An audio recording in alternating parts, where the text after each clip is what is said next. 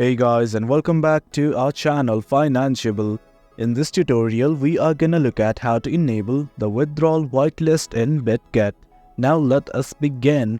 Do note that this right here is the interface and I have already logged in. Initially at the top right, you can see a profile picture right here. Click on it right now.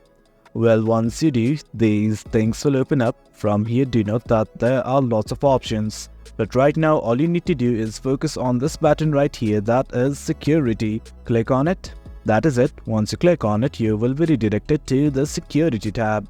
From here, once again, scroll down till you see something called as withdrawal whitelist. Currently, as you can see, it is enabled. I'm gonna disable it right now and show you guys how to enable it.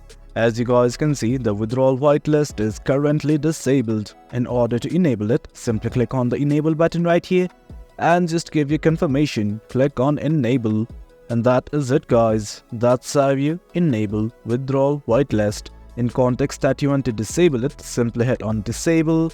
Simply fill out the security verification details and hit on confirm. That is it guys. That's how you enable or disable the withdrawal whitelist in Bitget. If you guys found this video informative and for more content like this, do remember to hit like, share and subscribe. Your support fuels us. Until next time, thank you.